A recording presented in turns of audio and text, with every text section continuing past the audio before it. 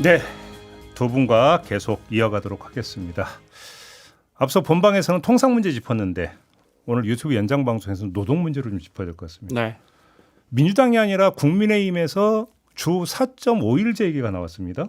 어떻게 된 얘기입니까, 이 얘기가? 우리가 이제 뭐 통계적으로 선진국 중에 근로 시간이 워낙에 높고 일하는 시간이 그걸 줄이긴 줄여야겠고 네. 재계 입장도 살펴야 하고 네. 고민 끝에 나온 게 이 4.5일제가 아닌가. 이제 대선 공약화하겠다는 건가요? 네, 네. 그래요. 4.5일. 민주당의 이제 4.5일제하고는 좀 차이가 있습니다. 네. 어떻게 다른가요? 민주당의 4.5일제는 우리가 이제 법정 근로 시간이 40시간이잖아요. 그러니까 이제 4시간 줄이자 이런 네. 거고. 근데 이제 이번에 국민의힘에서 나오는 건 월, 화, 수, 목에 5시 퇴근하지 말고 이제 6시에 퇴근하면 그러면 이제 1시간씩 더하고 그 4시간 줄인 것을 가지고 금요일 날 4시간 일찍 퇴근하자. 그러니까 일종의 탄력 근무제 같은 거죠. 아, 그래요? 네. 그래요? 그러면 그 두 가지 방안에 대한 평가를 좀 하신다면. 그러니까 저는 뭐 선택할 수 있다는 거는 사실은 좋은 겁니다. 선택을 줄이면은 사실은 못하게 조금 이렇게 제약을 가해 놓으면은 사람들이 뭐 다 빡빡하거든요, 이게. 골라 먹는 재미. 아니, 그러니까 뭐 하루에 뭐 1시간씩 일을 더 하고 그다음에 뭐 금요일 날 뭐 오후에 퇴근하게 해준다. 그럼 뭐 나쁜 건 아니죠, 사실은. 예. 그리고 근데 그거를 노동하는 시간을 너무 빡빡하게 해놓으면은 이제 운영할 때도 조금 어렵고 뭐 이런데 이렇게 만들어 놓은 이유가 있는 겁니다. 예. 무슨 이유가 있나요? 그러니까 이제 40시간으로 이렇게 만들어 놓은 이유가 있고 초과 근무는 52시간으로 만들어 놓은 이유가 있고 네. 각자의 국가는 또 각자의 사정이 있기 때문에 역사적으로 이렇게 제약을 가해 놓은 거거든요. 그래서 이 국민의힘 공약을 이렇게 보면은 일단 뭐 저는 뭐 금요일 날 뭐 오전까지 하고 점심 때 퇴근시켜 준다, 이거는 아이디어는 좋은 것 같아요. 근데 거기에 방점이 있는 게 아니고 52시간을 없애겠다, 여기에 방점이 있는 거거든요. 52시간을 지금 52시간을 막고 있기 때문에 반도체도 안 되고 뭐 우리나라 산업이 경쟁력도 떨어지고 이게 재계의 주장이고 그 재계의 주장을 받아가지고 국민의힘이 이제 공약을 내고 있는 거기 때문에 그러면은 과연 우리나라 지금 예컨대 삼성 반도체가 안 팔리는 이유가 52시간 때문에 그런 거냐? 그러니까. 이거는 저는 뭐 아니라고 보고, 예. 지금 이제 사실은 이렇게 온 것도 우리가 68시간을 거쳐서 온 거거든요. 52시간이. 여기서 죄송하지만 잠깐 새길로 빠져갖고. 네. 제가 사회에 이제 처음 나왔을 때는 주 5.5일제가 시행되던 토요일 날 오전 근무까지 하던 이때였거든요. 저희 다 마찬가지입니다. 그러니까 근데 기억을 더듬어 보면 네. 내가 토요일에 얼마나 열심히 일했던 걸 한번 그러니까 회상해 보니까 별로 그렇게 열심히 일했던 것 같지는 않은데. 좋은 직장 다니셨나 봐요. 꼭 그렇게 0.5일을 해야 되나 싶은 생각이 좀 들어갔고. 집약적으로 일할 필요가 있고 두 가지입니다. 그죠? 집약적으로 일할 필요가 있고 근로 시간을 줄일 필요가 있고 좀 국민의힘이 낸 뭐 많은 직장인들이 좋아할 거라고 생각합니다. 네, 나쁜 안이 아닙니다. 다만 2월 달에 이재명 대표가 국회 교섭단체 대표 연설할 때 그 근로시간 줄이고 4.5일제 4일제로 가자고 할 때 그거 쿼트를 이렇게 해서 망언집에 올라가 있습니다. 국민의힘에서 만든 그 근로시간 줄이는 건 망언이고 탄력 근무제로 조금 하고 금요일 날 일찍 퇴근, 그러면 근로시간 줄이는 건 망언인데 금요일 날 일찍 퇴근하는 건 어떻게 생각할까? 그러니까 이게 여기에 이제 국민의힘의 고민이 숨어 있는 겁니다. 그런데 이제 지금 울산 중구청에서 이거 하고 있다 그래요. 구청 직원들이. 그래요? 네, 기사를 보니까. 그럼 이게 그러면 이제 들으시는 청취자분들은 그럼 그 뭐로 제한해? 지금 하면 돼. 지금 하고 있다는데 이러는데 이게 이제 노사 합의해야, 탄력근무제 합의해야 되고 뭐 이 개인들 다 써서 내야 되고 회사에서 ESS로 뭐 사인 내줘야 되고 이렇게 번거로우니까 이거 그냥 제도화하자는 게 국민의힘의 생각인 것 같은데 중요한 것은 이제 대선 전에 나왔거든요. 대선 전에. 그러니까 여든 야든 대선 전에 그동안에 자신들이 고집했던 거하고 전혀 다른 방향의 정책들이 많이 튀어나옵니다. 특히 여당에서는 재정 쓰는 정책들이 교수님도 잘 아시겠지만 얼마나 정말 지금 10조 추경도 어렵다는데 뭐 20조, 30조, 50조짜리 정책들이 얼마나 많이 쏟아져 나옵니까? 그것같이 그동안에 국민의힘이 보여왔던 그 정체성과는 좀 다른 정책이 나왔다. 이렇게 이해하면 될 것 같습니다. 그래요? 네. 그러니까 그 방향의 필요성은 인정하고 있는 게 아닌가. 근데 이 얘기가 나오면 재계나 이런 데서 꼭 하는 얘기가 노동 생산성 얘기하고 막 이러지 않나요? 어떻게 봐야 되는 겁니까? 그건 틀린 건 틀린 이야기는 아니고 우리는 생산성이 낮습니다. 예. 네, 저희가 일전에도 한번 이걸 논의한 것 같은데 이렇게 말하면 모든 우리 국민들이 우리처럼 빡세게 일하는데 무슨 생산성이 낮냔 말이야. 그러니까. 여러 요소가 들어 있습니다. 우리는 일단 자영업자가 선진국의 2배 가까이 많기 때문에 자영업은 앉아 있는 시간이 많잖아요. 그렇죠. 그러니까 이런 것들이 통계를 조금 왜곡하는 경향도 있고 기본적으로 일본하고 우리는 이제 뭐 성과 상관없이 이제 고용 연한이 길어지면 연공 서열에 따라 급여가 올라가기 때문에 여기서 또 선진국하고는 또 다른 문제가 생기고 네. 그래서 우리가 고용 시간 줄이고 여야 맞다 이걸 떠나서 고용 시간을 줄여가야 한다 이게 분명히 했으면 좋겠어요. 그러면서 생산성 높여가자 이 부분을 분명하게 하면 좋겠어요. 저는 네. 이제 뭐 학자로서 조금 이제 그 코멘트 조금 더 보태 보면은 노동 생산성이 낮다는 거에 저 크게 동의하지는 않습니다. 사실은. 예. 예. 뭐 이제 특정 산업에 대해서 예컨대 뭐 너무 임금을 많이 받는데 뭐 예컨대 자동차 뭐 생산 대수가 좀 작다 뭐 이런 거는 있을 수가 있는데 전반적으로 노동 생산성이 낮다는 거는 좀 동의하기 좀 어려운 게 우리가 뭐 자영업자가 낮다 그러는데 전 세계 어딜 가도 우리나라처럼 음식 빨리빨리 나오는 나라가 없어요. 그렇죠, 맞아요. 예, 그래서 비교해 보면 노동 생산성이 낮을 수가 없는데 사실은 이제 그 자영업자 같은 경우에는 소득의 언더 리포팅이 그러니까 과소 신고가 많거든요. 그래서 그렇게 그런 걸 고려하다 보면은 소득은 원래 더 높았어야 되기 때문에 그 노동 생산성이 더 높게 나왔어야 되는 건데 그게 언더 리포팅 되는 바람에 낮다는 것도 있고 그런 현상이 하나가 있고 두 번째는 우리 전체적으로 산업에서 생산성이 낮아진 이유가 과연 노동자들의 문제인가? 그렇죠. 아니면 이 관리자들의 문제인가? 우리 보통 이제 회사 가보면은 관리자들이 진짜 이상해가지고 좋은 회사원들이 다 이직하는 경우도 많거든요.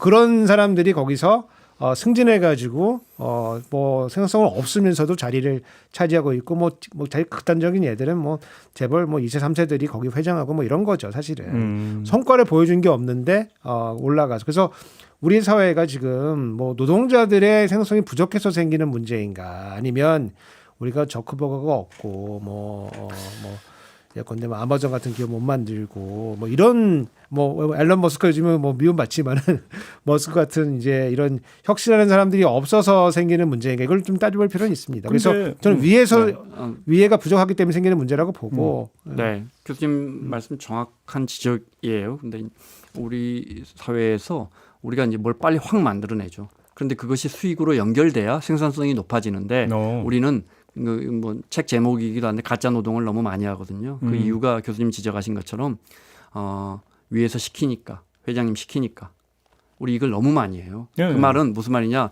우리의 조직 의사결정 구조의 소통이 아직도 굉장히 후진적이다. 그러니까 쉽게 말해서 쓸데없는 일을 너무 많이 해요. 또 하나 있고 우리가 굉장히 힘든 노동을 하고 있다 이렇게 착각하는 것 중에 하나는 물론 굉장히 힘든 노동을 하시는 업종도 되게 많죠. 그렇지만 우리 공기업이나 어떤 보면 굉장히 느슨한 것도 많고요. 네, 선진국에 비해서 우리 점심시간도 길고 이런 부분도 분명히 있습니다. 그런데 그게 왜 그러냐면 제가 볼 때는 이 들어가는 진입 구조가 너무 경쟁이 심합니다. 선진국은 그냥 들어와서 그 안에서 경쟁하면서 일 잘하면 연봉 더 주고 이런 구조인데 우리는 시험 한 번 봐서 그걸로 평생 그렇죠. 결정이 되기 때문에 그렇죠. 우리가 근데 그 시험 그 대학에 가는 과정 시험에 그 합격하는 과정 그 변호사가 되는 과정 이 과정이 너무 어렵기 때문에 우리 근로 환경이 굉장히 어렵다고 착각하는 면이 있지 않는가. 정작 그게 되고 나면 그 대학 교수가 되고 논문을 따고 학위를 따고 대학 교수가 되는 그 과정은 너무 어렵지만 대학 교수가 되면 정말 우리 교수님 계시지만 저도 공기업에 있었잖아요. 저도 공기업에 29년 있었잖아요. 지금 우 교수님 눈치 보잖아요 지금. 아니 저도 공기업에 있었기 때문에 말씀드리자면 진짜 그 안에서의 과정은 정말 경쟁해서 내가 여기서 못 버티면 내년에 선진국처럼 해고되는가. 이런 부분은. 그러니까 그럼 제가 우 교수님께 자기 고백의 시간을 드릴게요. 어떻게 교수들의 노동 생산성을 어떻게 자평하시는지. 아무래도 뭐 이공계는 조금 뭐 잘하는 편이고 인문사회계는 아무래도 조금 세계적인 기준으로 봤을 때는 조금 이제 뒤처지는 편이든지 이렇게 보는 게 맞을 것 같고 아까 뭐 공기업 말씀해 주셨지만 대부분의 공공 부분이 어떻게 구성되어 있냐면은 이제 3분의 1은 일 열심히 하고 3분의 1은 이제 일을 안 하고 3분의 1은 일을 방해하고 이렇게 이제 구성. 그러면 방해하는 거 주로 이제 관리자급 이렇게 되는 건가요? 누군지 모른다. 그 방해하는 사람이 꼭 있습니다. 그래서 이제 그렇게 이제 구성되어 있는데 여하튼 그 저는 이제 뭐 노동자의 문제라기보다도 사실은 매니저의 문제가 더 심각하고 그렇게 혁신할 수 있는 여러 가지 아이디어를 못 내기 때문에 그렇기 때문에 우리 자체가 이제 정체하고 있는 거다 이제 이렇게 보고 있어요. 그래서 예. 아까 노동 생산성이 좀 그 낮은 이유 중에 하나가 장시간 노동 때문에 그런 것도 있거든요. 우리가 같은 물건을 만들면 짧은 시간에도 만들 수가 있는데 이거를 노동 시장을 길게 해놓으니까 대기하는 시간이 엄청 나거든요. 예컨대 우리가 뭐 자동차를 이제 생산하는데 컨베이어 벨트를 이제 어떤 속도로 돌릴 수 있을 것이냐라고 보면은 노동 시간이 너무 길면은 노동자들이 너무 힘들기 때문에 사고 날 수가 있거든요. 그럼 컨베이어 벨트 천천히 돌릴 수밖에 없어요. 빠릿빠릿하고 잘 쉬고 뭐 좋을 때 돌리면은 훨씬 더 빨리 돌릴 수가 있거든요. 그러면 생산성이 높아지는 건데 이게 이제 그럼 노동자를 조금 더 고용을 해야 되니까 이게 싫으니까 있는 사람을 이제 길게 쓰려고 하는데 적정한 월급을 안 주니까 그러면 사람들도 버텨야 되니까 그러면 어쩔 수 없이 약간 생산성이 떨어지는 식으로 순응할 수밖에 없어서 매니지먼트를 조금 더 좀 혁신적으로 좀 바꿀 필요가 있다 이제 이런 생각. 그러면 중간 정리를 하면 대선이 끝나면 어떤 식으로든지 간에 4.5일제가 현실화될까요? 어떻게 전망하십니까?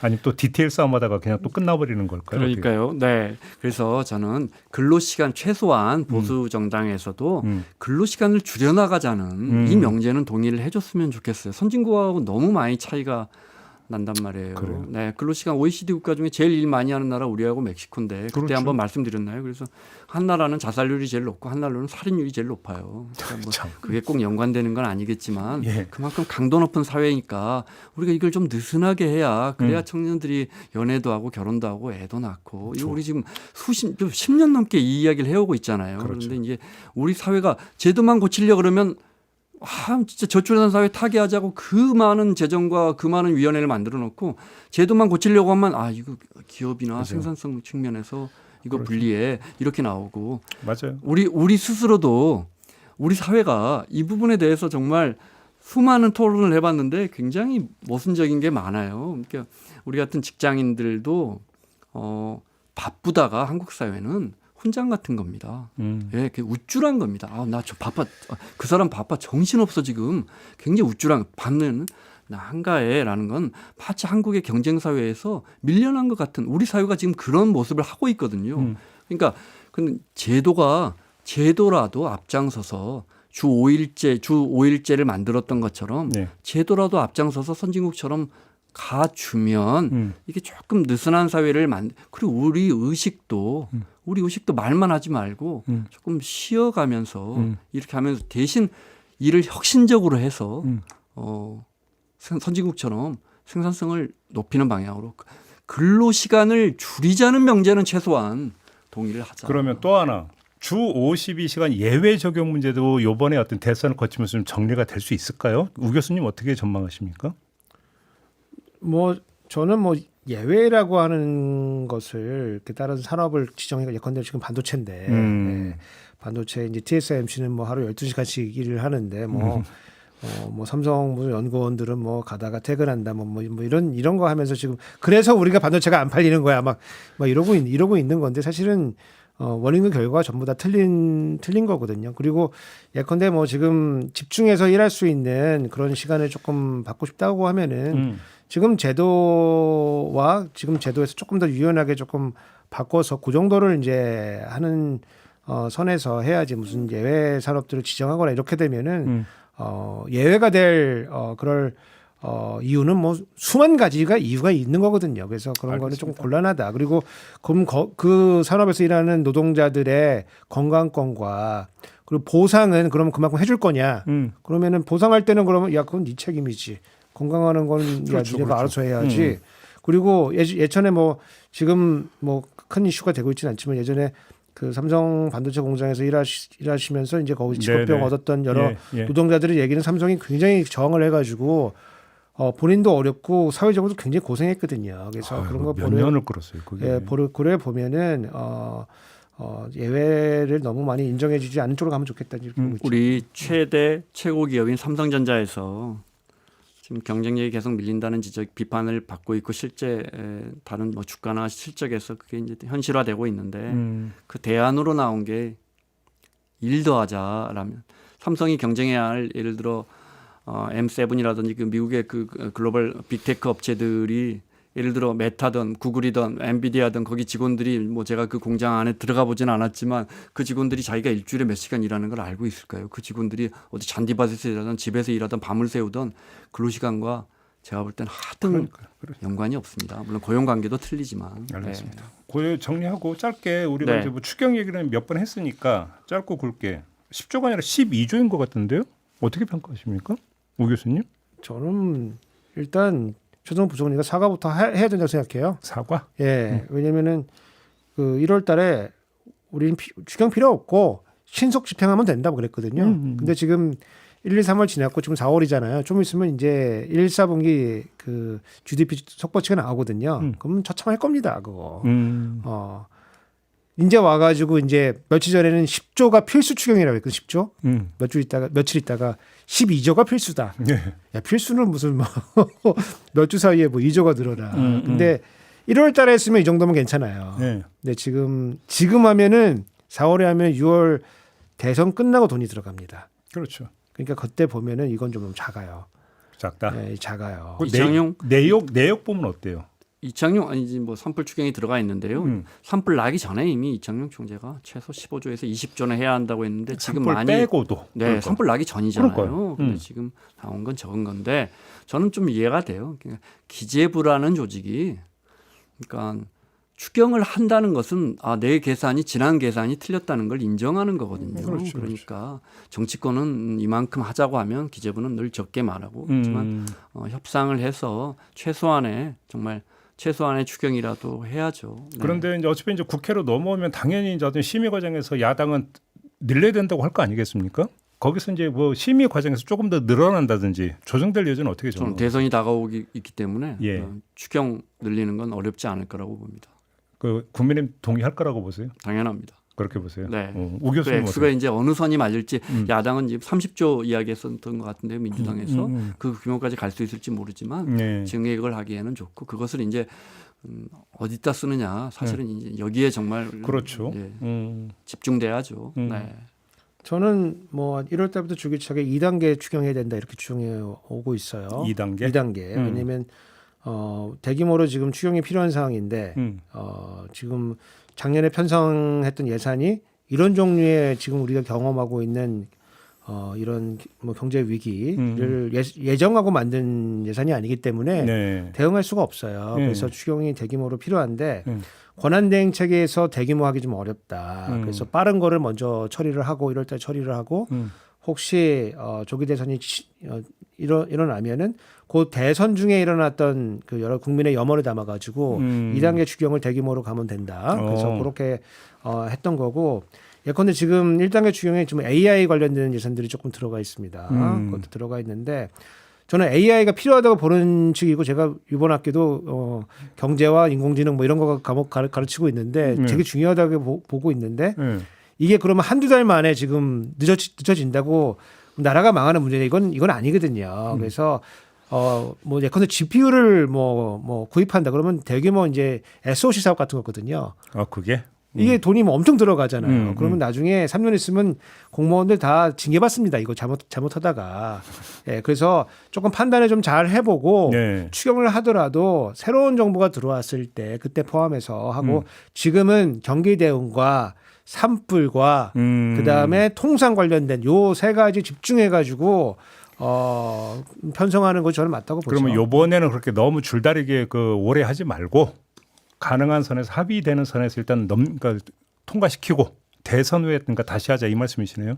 저는 이제 지금은 내용도 중요하겠지만은 속도가 더 중요한 그런 시기다 이제 이렇게 보고 경기가 가라앉아서 우리가 생각지도 못한 돈이 더 들어가게 생겼다 해서 추경을 하는 거잖아요. 그러면 경기가 가라앉은 거에 대한 책임이 지금 이 추경을 적게 하자 반대하시는 분들이 거기에 가장 일차적 책임이 있고 막중한 책임이 있는데 제가 TV 뉴스에서만 보는 그분들 표정을 보면 내가 책임이 있고 어떻게 해서 성장률을 올해 진짜 잘하면 진짜 저 0.대 성장률이 나올 수 있는데 진짜 단군 일에 진짜 이런 사변이 없이는 처음 이런 성장률이 나올 가능성이 굉장히 높아졌는데 네. 거기에 가장 일차적 책임이 있는 분들이 남의 일처럼 거기에 대해서 추경을 하는 거에 대해서 남의 일처럼 접근하시면 굉장히 침통하고 책임감 있게 접근해야 되는 거 아니에요? 어저께 그 최상목 청문회에서 보면은 최상목 부총리가 제가 사생편으로서 다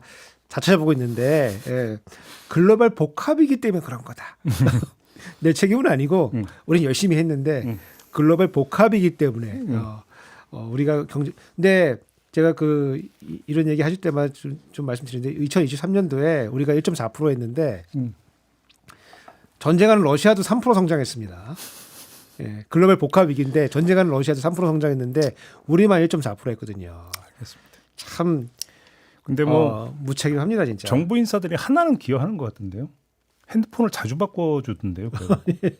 소비에 핸드폰 소비에는 그렇게라도. 약간 일조는 하는 것 같은데. 제가 어저께 보면서 놀랐던 게 이 공무원들은 핸드폰이 고장나면 바꾸는구나. 몇 달 만에 그것도. 우리는 핸드폰이 고장나면 서비스 센터를 찾아가는데 그러니까, 이분은 바꾸는구나 새 걸로. 그것도 뭐 갤럭시 Z 폴드로 바꿨던데. 그러니까 S24도 굉장히 좋은 거거든요. 되게 비싼 건데. 좋은 거였다가 더 좋은 걸로 바꾸는데 이게 화면이 터치가 안 되면은 AS를 받는 게 가면은 바로 바꿔줍니다. 아이고 그냥 농담 삼아 한마디 해봤습니다. 마무리할게요. 좀 책임감을 갖고 네. 해주시면 좋을 것 같아요. 그러게요. 네. 알겠습니다. 오늘 이야기는 좀 이렇게 마무리하죠. 두 분 수고하셨고요. 저도 물러가겠습니다. 고맙습니다. 수고하셨습니다. 감사합니다.